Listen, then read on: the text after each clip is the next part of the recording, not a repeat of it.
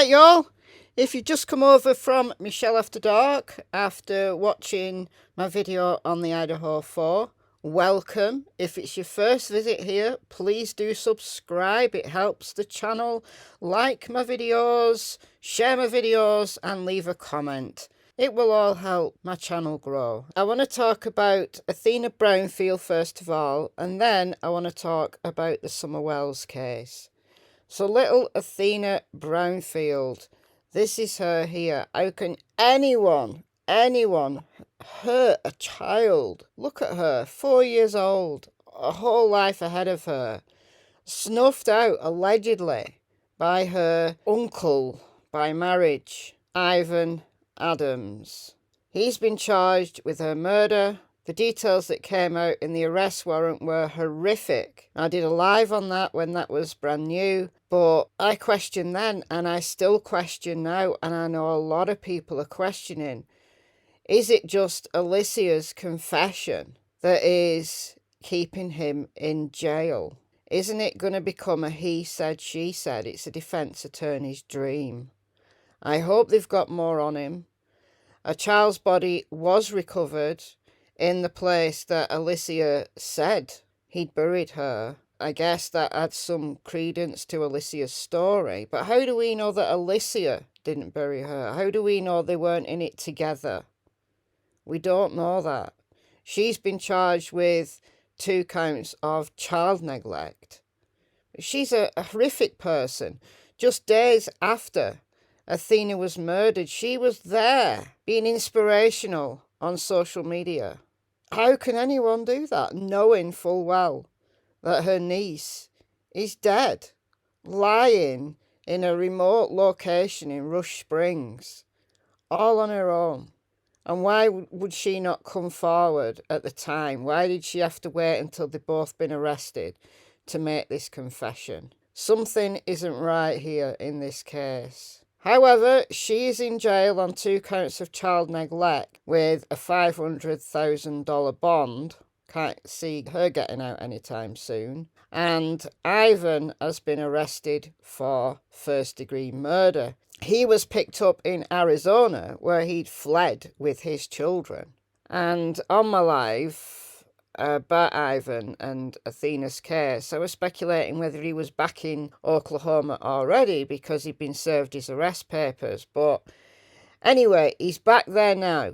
This is his new mugshot. And he appeared in court at Caddo County yesterday, denied bond. Even his defense attorney didn't try to argue the case on that point. There's also a gag order that's been issued against members of the media and attorneys, etc., from speaking out before the trial in order to maintain the chances of getting a fair trial. And I'm not against gag orders in these circumstances, but it just means that we'll not hear an awful lot about this case. I think we'll probably get a formal identification of Athena, but exactly how she died, the autopsy results, and the specifics of this case, I don't think we're going to hear very much at all until the trial. Unless there's a preliminary hearing, and then we might hear something then. He's back in court on April the 27th. So we've got a while to wait for his next court hearing. OSBI said the biological parents of Athena and her sister have been cooperating with the investigation. So let's wait and see. Just absolutely devastating. Horrific crime. These selfish people just, it makes me so mad. It makes me so mad. It really does. But moving over to the Summer Wells case, Summer has been missing from her home in the Beech Creek community of Hawkins County in rural East Tennessee since June 15th, 2021. I've been making a few Summer Wells videos lately. The case went very, very quiet whilst her father Don was in jail, but there's renewed interest in the case now that Don is out, speaking out on this channel and that channel, talking to this YouTuber and that YouTuber. So yeah, go and check out the video that I made yesterday for the latest on Don Wells. But the information I want to present to you today has been discussed in my Facebook group, and if you want to join my Facebook group, we've got 7.5k followers there on Facebook. The link to the Facebook group is in the description box if you want to join. This was from my Facebook group, and I want to read you the post. I'm not going to put it on screen because it's got people's real names on it. A lot of people on Facebook use their real names. So I'm just going to read you the original post. I'm going to talk through, and we're going to do a little map time. So, Michelle, I'm curious about your opinion on this. Does it line up with the timeline the way I think it does? Before I state what I'm going to say, I'll mention I don't generally watch Benny, that's Benny Keyz, but I can't shake something interesting that I heard in his live yesterday. He made a comment telling Don to ask Candus about St. Clair and why she was seen going into a bathroom at a gas station in which she allegedly frequents when she left the hill for the second time. So this is the assumption here that this was on June 15th, 2021, the afternoon that Summer disappeared. She left the hill at shortly past 6. Jodie Sue, the then neighbour of the Wells, heard them shouting for Summer at 6:09 when she was coming down the hill from her property to meet her then partner Andy Bernard, as he was on his way home from work. And around 6:09 she sent that last text to Andy. So at some point, a couple of minutes, 3-4 minutes maybe, after that, she was down on Ben Hill Road. She started searching for Summer. She knew that Candus and the boys were searching for Summer. She heard Candus talking to the boys. And then all hell broke loose when at about 7, all the search teams and everything kicked into overdrive to try and find Summer Wells. The 911 calls came in around 6:26, around that time, and just after 6:30 p.m. we heard the dispatch call saying that Mom had gone for a walk and she'd been missing about 10 minutes. So if you followed the case, you know these details relating to the timeline. But it's thought that they got home about 20 past 3. So there's 3 hours. And it's been alleged that Candus left the hill twice. She left the hill before 6 o'clock-ish, 6:15, 6:20 maybe, when she was looking for Summer. She'd left the hill before in the afternoon. We've not heard this officially from law enforcement, but there's a lot of speculation that she did leave the hill. And this is what this conversation's about here. Okay, so back to what Benny said. He claims that TBI went to said gas station and retrieved video of her walking into the gas station, going into the bathroom, and then leaving without buying anything or talking to anyone. This was stated to have happened while she left the hill the second time before 911 was called. At first, I thought it meant St. Clair, as in someone's last name, but now I realise there's a place, St. Clair, in Hawkins County, where there is a small gas station. I am wondering if this is where she was allegedly caught on camera. If so, let's look at the time frame.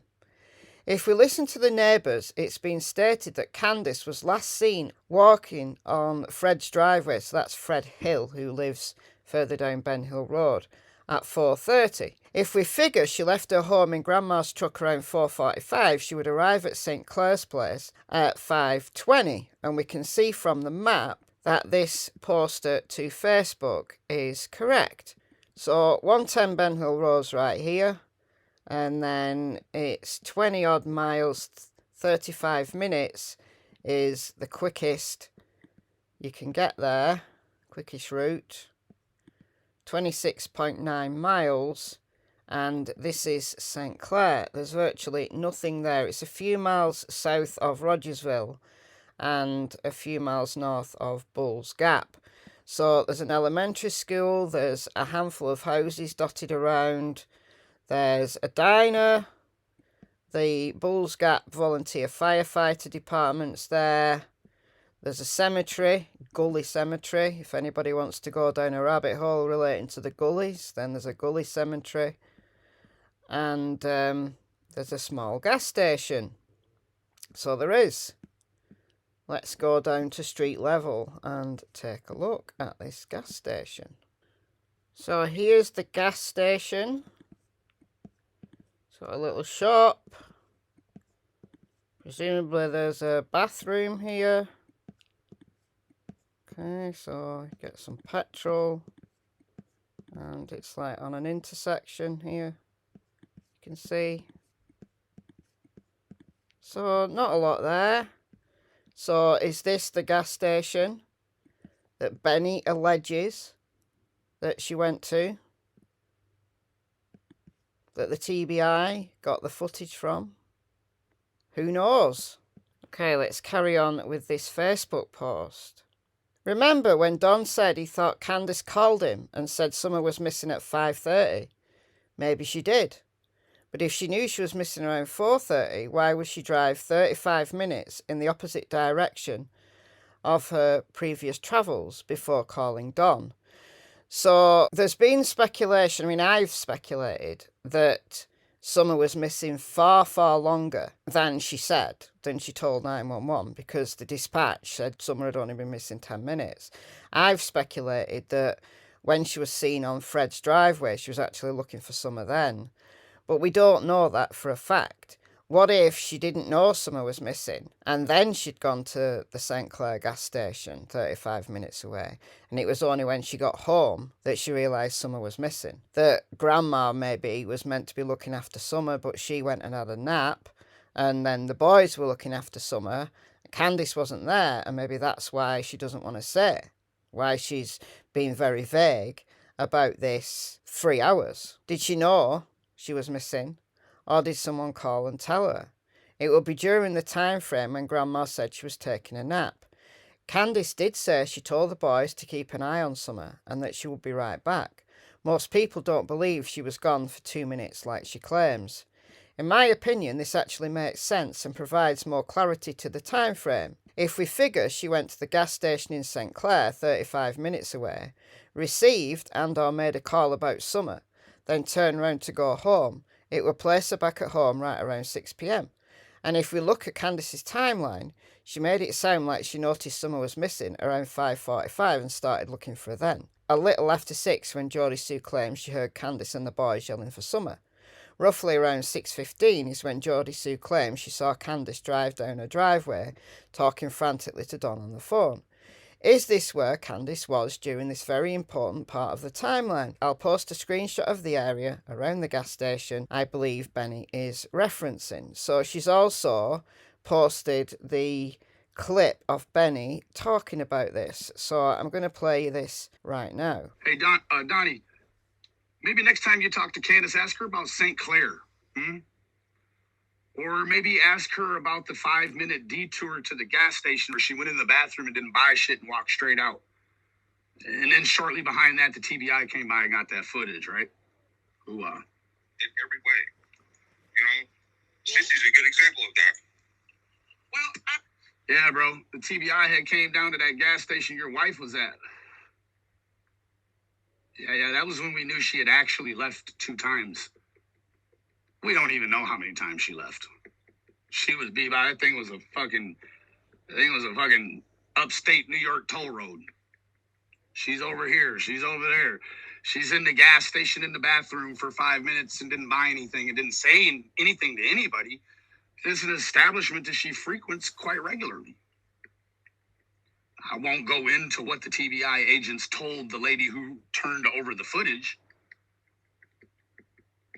But Robin Lane has heard something like the same thing she heard. And Robin Lane and the manager at the gas station, babe, they don't even know each other. I don't know. I've never heard of St. Clair before. Never heard anybody talk about St. Clair before. Is Benny making this up? Has Benny heard something that he's now using against Don? I've no idea. But is this the thing that Candus is keeping back? Because she was well away from the hill. And she trusted the boys to look after Summer. It's not their place. They were only 12, 11 and 9 at the time that Summer disappeared. It's not their place to look after their sister. But did she go missing during a time frame when Candus was elsewhere? 35 minutes away even. We don't know. Let me know what you think in the comments below. I've been Michelle. Hope you're well. I'll see you in the next video. Goodbye from Miss Tillington and Miss Cassie Springer. Bye, guys.